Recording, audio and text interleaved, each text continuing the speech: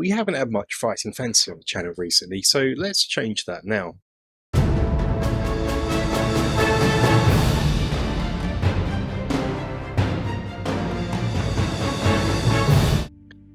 Hello and welcome to the Battling Burrow. My name's Kev. And my name's Alfie. You're still here then? Yep. Okay then.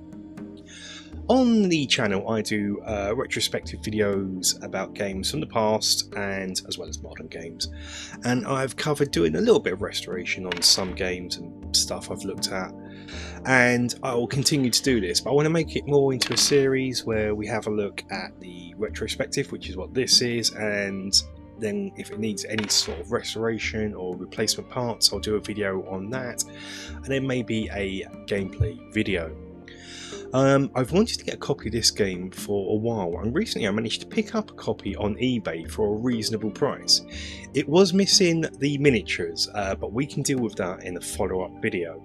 In this one we will look at the history of the game, what's in the box, and an overview of the game itself. So, what's the history of the game? The Fighting Fantasy gamebook of the same name was released in 1982 and was written by Steve Jackson and Ian Livingstone. I've done a retrospective on the whole Fighting Fantasy gamebook series, and so if you want to watch it, click on the card above.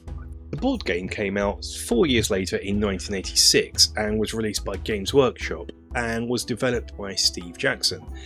The game is for 2 to 6 players and game should last about 2 hours. It was released in a bookcase style box that Games Workshop was using a lot at the time, similar in size to the Talisman 2nd edition and Dungeon Quest boxes. These box sizes were designed to fit comfortably on a bookcase, hence the name. The box was illustrated by Peter Andrew Jones and interior illustrations were by Dave Andrews. How do you play it then? I'm glad you asked. The game, like the book, involves players roaming the wizard Zagar's maze-like dwelling in search of a combination to open the treasure chest at the end. Players have 3 stats familiar to Fighting Fantasy players of stamina, skill and luck, and players can either search for the keys or steal them from other players. This is done by asking other players if they have any key of a particular number and secretly noting down the answer given. The winner is the first player to correctly work out the combination, get those keys and use them to open the treasure chest at the end. What's in the box? Well, mine was missing some components. I knew it didn't have the miniatures in. These would have been the dwarf, monk, fighter, wizard, barbarian and elf. But let's have a look at what is in my box. And this is what the box looks like. So the cover art is from the sort of first edition of Warlock of Firetop Mountain from Puffin Books, but obviously nice and big, so that's beautiful, lovely and colourful. It is that bookcase style size, and lovely Games Workshop here, full colour on the back as well, with a list of the contents here, tells you who designed it. Ages 10 to adult, that's good because I am an adult, I think. Picture of Steve Jackson there, same sort of picture that was used on the back of the books. And you get to see the board here. So what do we actually get inside? Let's have a look, shall we? Inside there will be the rulebook. Just so you know, the box inside is clear and the edges are clear, and they're not advertising any other Games Workshop game. But we have the Warlock of Firetop Mountain rulebook. This is full colour. Say full colour, it's blue or white, but the pictures are in colour, so that's nice. Not many pictures here, but this is just the rules. It looks like an awful lot, but it's actually far more simple and straightforward than what you'd think. Well, this is the rules.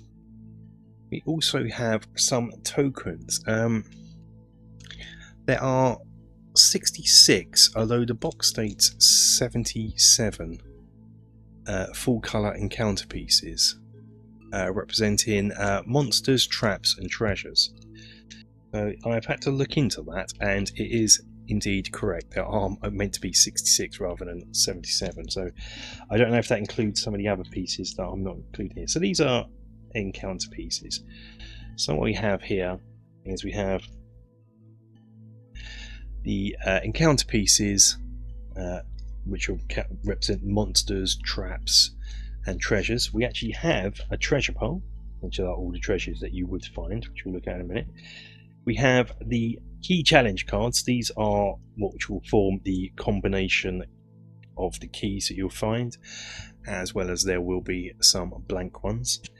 We have special encounters, so I don't know if that's if I include those and these, which are maze cards, but these are set encounters on the board. So one is the Warlock himself, and we have the Warlock's treasure chest, and we have the maze-like pieces, which we'll cover in a minute. Encounters, the artwork is lovely. It's that lovely era of Games Workshop. There we go. Troll, Trickster, Vampire. You're going to recognise this if you've got any of the Games Workshop games from this era. So let's say I'm going to go through them all because there's loads here. But you know, skill 9, stamina 9, giant. That's going to be a beast to kill. So you've even got the recognisable Games Workshop Fire Fantasy stats. And special encounters we'll cover in a minute because that will be in this book down here that's blurry down there. Zombie. But these are great little cards here. Hobgoblins. We all like hobgoblins. And likewise the treasure cards are, I'll just pick out a few.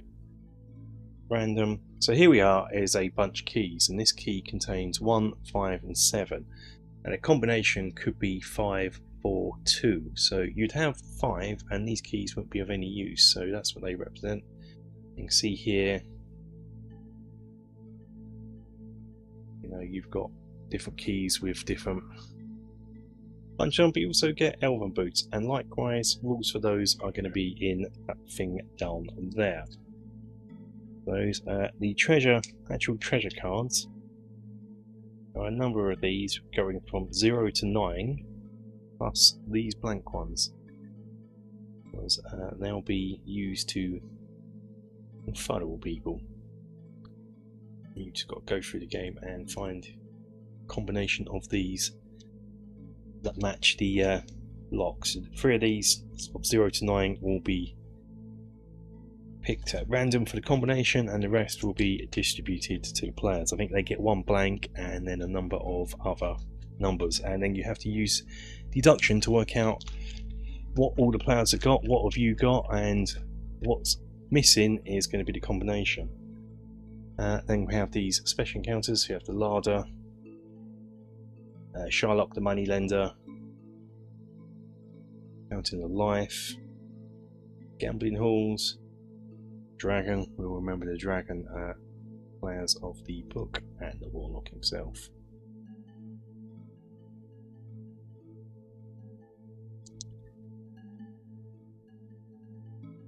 And lastly,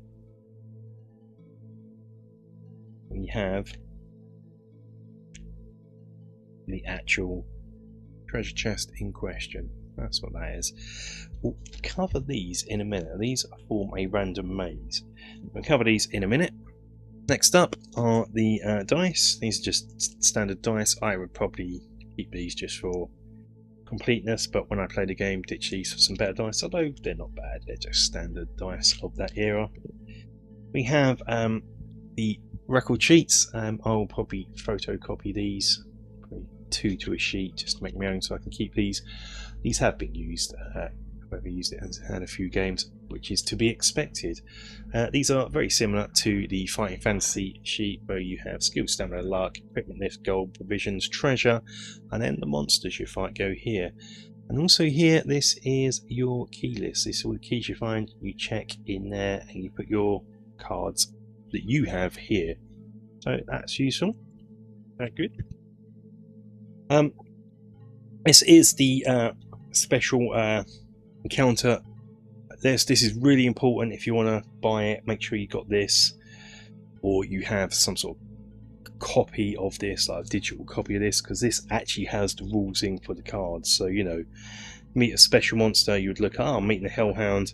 You have to roll 1 die after each of attack if the creature survives, for the creature's breath of fire, yada yada yada. So you have special rules for certain monsters. We also have special encounters, so you know, you're meeting all these things. Pitfall trap rules are here.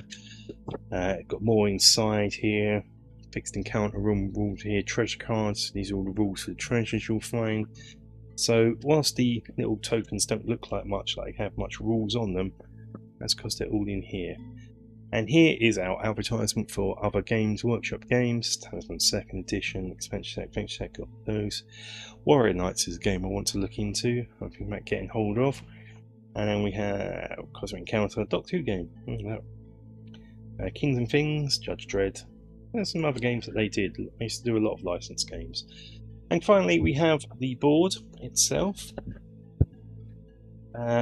This is, again, as was the style at the time, a jigsaw board. Games Workshop used to do, so it's a thick card, nice thick chunky card that fits together to form a jigsaw. Forms together to make a board using jigsaw. So yeah, that goes here. So it's here, and what happens is, at the top here is we have the maze. That's what I want to show you. And come back to these cards here, and this is a random maze. So you'd shuffle these out, put them on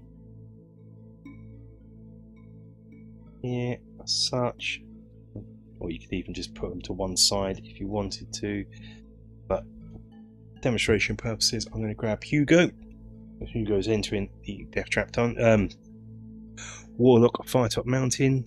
That's a very interesting board game, Death Trap Dungeon. Might make my own of that.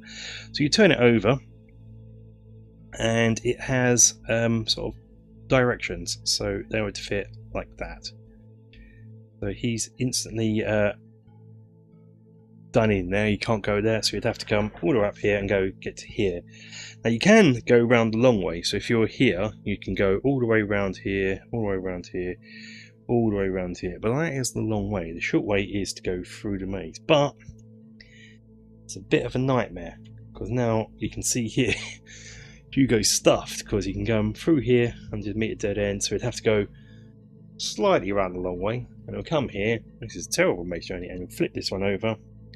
Hopefully, which he can get through now, so we can go to here. I can flip this one over, and hopefully, no, see, he's stuffed again. So, but he's still done a bit of a shortcut, so we can come down to here, flip over to here, and hopefully he can get through. And what would this one be? And this one would be, we could have gone straight through here, that would have been quicker for him. But that is the maze, and that is everything in the box. What is not included in the box though are cats. Did this game have any expansions? No, this was a standalone game. There was another game that featured Zagar and based on another fighting fantasy book called The Legend of Zagar, which I've also done a retrospective on, and you can click on the cards above to have a look at that. And I've done some Let's Plays of it as well.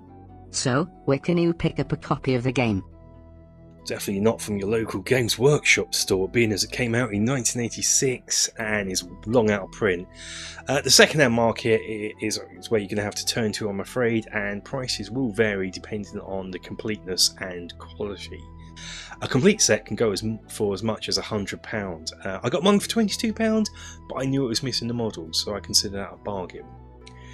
We will cover that aspect of it, the missing models, in the next video on this game, which I'll do at some point in the future, and I'll do a sort of a little restoration on it.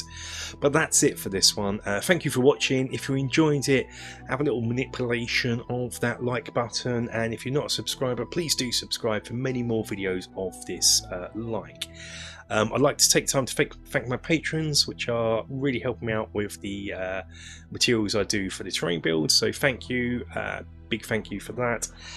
And if you have played this game, let me know what you think of it. So I have not played it yet, so let me know in the comments how it plays, what you think of it, if there are any house rules you use to make improvements to it, or is it just a game that doesn't need any house rules. Let me know.